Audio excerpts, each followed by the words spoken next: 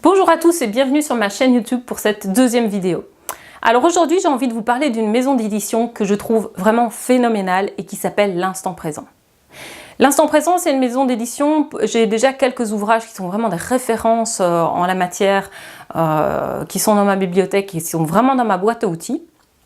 Et récemment, comme je les suis sur les réseaux sociaux, eh bien j'ai vu un appel de leur part disant voilà, on est dans une situation critique et on vous invite à maintenant acheter nos livres pour nous soutenir parce qu'on risque de bientôt fermer.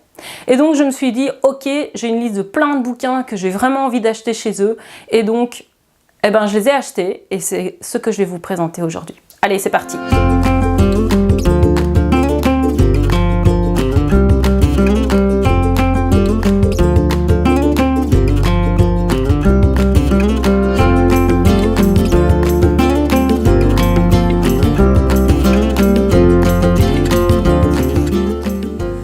Allez, c'est parti, on y va.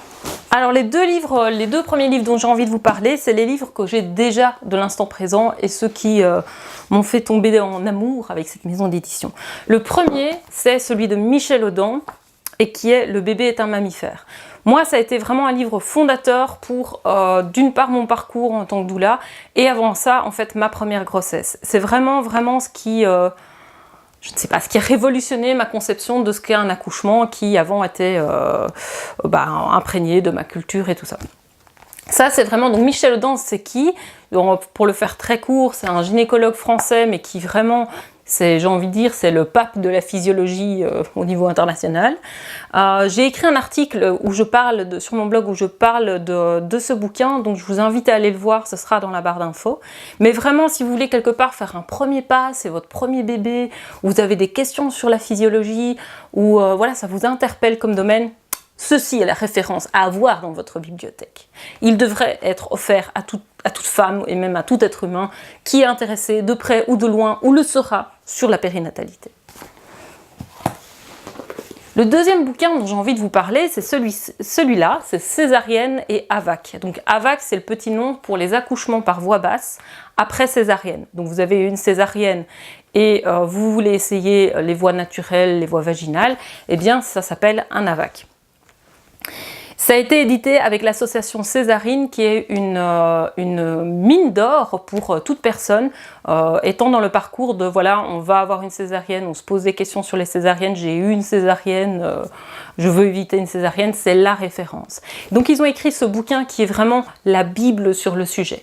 Alors le seul bémol que j'aurais, c'est il y a un témoignage sur un accouchement, une tentative d'AVAC qui s'est très mal passée. Le témoignage est difficile à lire, pour moi ça n'a pas été difficile à lire, mais je pense qu'une maman qui aurait beaucoup de craintes par rapport à ce type de complications, c'est pas le témoignage le plus euphorisant, on va dire. Mais moi je l'utilise en tant que doula, en tant que coach parental, c'est une bible pour moi pour toutes ces questions-là et pour pouvoir envoyer à des informations, des sources. Et sinon, il y a le site évidemment de l'association Césarine. Et maintenant, eh bien, passons à l'ouverture de la boîte.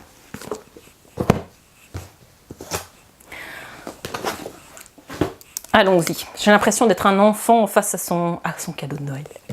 Je l'ai attendu longtemps, il faut savoir, hein, cette boîte, hein, parce que j'ai commandé et puis je crois qu'il m'a fallu 3 semaines, j'ai pas vraiment une nouvelle avant d'avoir enfin ce colis, donc je suis très contente de l'avoir.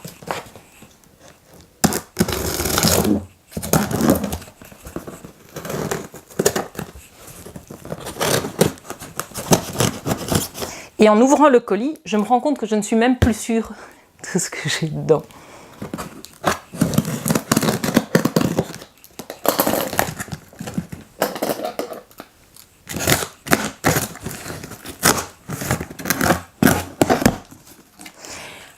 Et petit suspense, j'ai une fâcheuse tendance, quand je fais des commandes de livres, surtout quand je fais des grosses commandes, à commander un livre en double.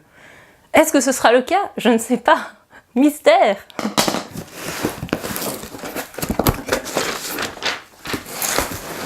Regardez-moi ça, une belle boîte pleine de livres.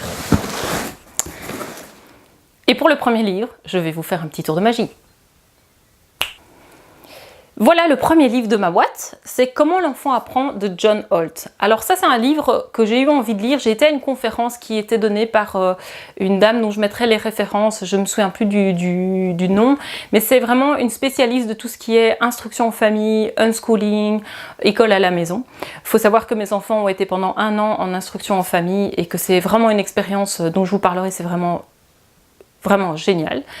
Et donc un des ouvrages qu'elle recommandait c'était celui-là. Et je me suis dit, bah voilà, celui-là, je veux qu'il rejoigne ma bibliothèque. C'est chose faite, il n'y a plus qu'à le lire maintenant. Et maintenant, je vais vous parler du deuxième bouquin. Alors, La véritable nature de l'enfant de Jane Hunt, c'est également une référence qui était citée par cette conférencière. Et vraiment, Choisir l'amour pour guide, c'est également un livre, je pense que j'en ai déjà entendu parler dans des réunions à la Lecce League. Donc là aussi, c'est une référence, un classique. J'avais envie qu'il rejoigne ma bibliothèque et de le lire. Le troisième, Sans couche, c'est la liberté. Donc, il faut savoir que je donne des ateliers sur les couches lavables et que quand j'ai eu mon premier enfant, je me souviens très bien d'avoir vu des signes. Je voyais qu'il avait les sourcils un peu rouges quand il remplissait sa couche. Je voyais qu'il avait des moments où clairement il allait plus au pot ou quoi. Il était très vite mal à l'aise quand quand son linge était un tant soit peu mouillé. Et on avait pensé à un moment, mon mari et moi, bah tiens, en fait, si on le mettait sur un pot, ben, on n'aurait pas besoin de linge. Et puis, on l'a pas fait. Je crois qu'on était un peu stressé par ce grand saut et on n'était pas au courant de ce qu'on appelle l'hygiène naturelle infantile. Donc si un jour j'ai un troisième enfant, je crois clairement que je vais tester l'aventure. Je ne l'ai pas faite non plus pour ma deuxième parce que je me disais que ça allait être compliqué et en fait je pense que ça doit être plus simple. C'est un autre débat. Et donc ce bouquin-là, bah, je voulais l'avoir parce que c'est vraiment une référence sur le domaine. Il y a 1 ou 2 autres bouquins, mais ça c'est vraiment le livre que je vois partout sur l'hygiène naturelle infantile. Donc je voulais l'avoir dans ma bibliothèque. Alors celui-là, c'est Créer des liens, adoption et maternage de Cécile Flé. Alors, j'ai pas adopté mes enfants, je n'ai pas été dans ce parcours-là, mais c'est évidemment en tant que coach parental formé par Isabelle Filiosa, quelque chose auquel je suis confrontée. Le maternage, c'est vraiment quelque chose de très important et ça, je pourrais vous en parler pendant des vidéos et des vidéos. Si ça vous intéresse, n'hésitez pas à me le dire en commentaire. Et donc, voilà, créer des liens, être dans le maternage alors qu'on est dans un parcours d'adoption, ben voilà, c'est quelque chose de super riche. Pouvoir accompagner les parents là-dedans, c'est vraiment quelque chose pour moi qui est merveilleux, qui me porte et qui me met en joie. Et donc ce livre, j'avais envie qu'il rejoigne ma bibliothèque pour qu'il puisse être une ressource également pour les parents que j'accompagne. Bouquin suivant. La diversification menée par l'enfant. Alors, qu'est-ce que c'est la Oh là là, c'est pas facile ça. Qu'est-ce que c'est la diversification menée par l'enfant? Oui, j'y suis arrivée à le prononcer. La diversification menée par l'enfant, c'est le petit nom, c'est DME. Je vais dire DME, c'est quand même beaucoup plus facile à dire. La DME, en fait, c'est très simple. C'est simplement, au lieu de faire des panades, des soupes, des trucs tout lisses, devoir passer du lisse avec des solides, et ça peut être très compliqué, c'est directement donner des morceaux aux enfants. Je pourrais vous en parler dans une vidéo, c'est quelque chose de vraiment super. Moi, j'ai pratiqué avec mes 2 enfants. Je trouve que c'est vraiment naturel dans la poursuite du maternage et dans tout ce que nous faisions avec nos enfants. Donc vraiment, n'hésitez pas à vous renseigner, à me poser des questions sur le sujet si ça vous intéresse. Mais j'avais pas le livre qui est considéré comme une référence sur le sujet. Je me suis documentée par ailleurs, évidemment vous me connaissez, ou vous apprenez à me connaître. Et donc je me suis dit, ça j'avais vraiment envie, j'avais à cœur qu'il soit dans ma bibliothèque pour vous le recommander, vous le conseiller, vous le prêter, et donc le voilà. Plus de lait, et regardez, ah, je le savais qu'il allait être... J'ai un double. Qu'est-ce que je fais? Je fais un concours? Je ne sais pas. Bon, ben voilà, ça c'est vraiment une référence qui m'a été conseillée à la Lecce League des tonnes de fois, donc pas pour moi spécialement, mais dans les discussions avec des animatrices. plus de lait, enfin le manque de lait, c'est un des mythes et vraies questions les plus répandues autour de l'allaitement. C'est une question que j'entends ultra souvent, qu'on me pose sans arrêt. Tiens, je crois que je manque de lait, mais tiens, qu'est-ce que je fais si je manque de lait? Et voilà, il y a plein de réponses déjà que vous pouvez avoir sur le site de la Lait de chez Ligue France, que vous pouvez avoir lors des réunions d'animatrices. Je connais déjà énormément de choses sur le sujet, mais ça, c'était quand même la référence que j'avais pas dans ma bibliothèque. C'était un manque, et je crois que c'était tellement un manque que je voulais l'avoir en double. Voilà, donc je l'ai 2 fois dans ma bibliothèque, et je vais le lire au moins une fois. Ce sera déjà un très très bon début. Merci le jeu de Pascal Derue, ou Derue, je ne sais pas, Derue a priori. Hein. Donc ce livre-là, Jouer ensemble, un chemin jusqu'à la joie. Donc je suis une fan inconditionnelle de Lawrence Cohen. Voilà, vous entendez mon accent anglais, c'est pas terrible. Donc Lawrence Cohen, je vais le prononcer à la française. Lawrence Cohen, c'est un auteur que, enfin, je rêve de rencontrer cet homme-là, de lui embrasser les pieds, je ne sais pas. J'ai lu son bouquin, il y a 2 bouquins que je connais, je crois pas qu'il en ait écrit d'autres. Un sur le jeu, Qui veut jouer avec moi? Et le deuxième, c'est Maman j'ai plus peur, ou Maman j'ai peur, quelque chose comme ça. Je vous mettrai les infos à nouveau dans la barre d'infos. Et moi, c'est des livres qui m'ont transportée. Vraiment des livres, quand on lit Qui veut jouer avec moi? On a juste envie d'aller jouer avec son enfant. C'est une mine d'or, tant pour les professionnels que pour le parent en tant que tel, pour jouer avec son enfant, pour tisser du lien avec son enfant. Le jeu, de toute manière, pour moi, c'est vraiment la base avec les enfants, pour faire un travail avec son enfant, pour évoluer en tant que parent. Voilà. Et donc, merci le jeu, je me suis dit, tiens, ça va peut-être vraiment compléter Lawrence Cohen, donc j'ai vraiment envie de le lire et de l'avoir dans ma bibliothèque. Le voilà.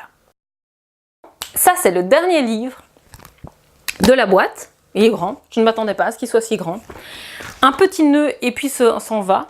Le portage dans tous ses états. Donc pour moi, j'ai jamais eu de poussette en fait. J'ai toujours fait du portage.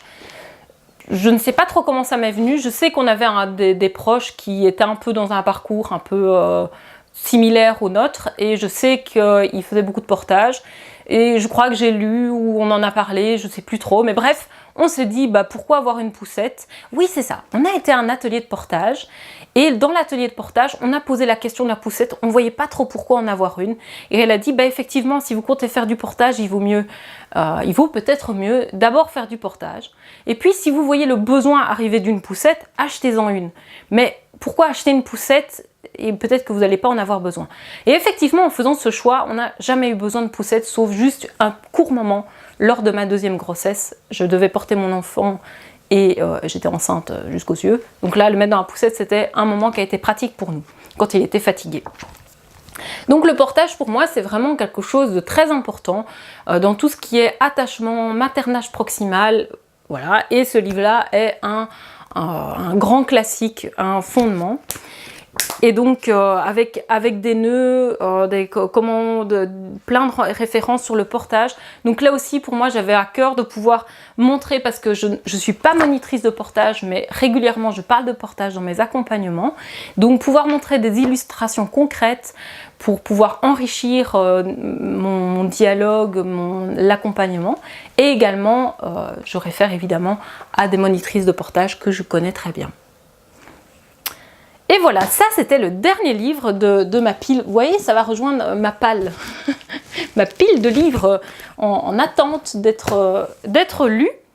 Mais je ne sais pas lequel je vais lire en premier. Peut-être Plus de lait, peut-être Merci le jeu. Si vous avez un livre dont vous avez vraiment envie que je vous parle, que ce soit sur mon blog ou dans une vidéo, n'hésitez pas à me le dire en commentaire, à m'envoyer un message, vous inscrire à ma newsletter pour être au courant quand je le ferai. Et bien à très bientôt.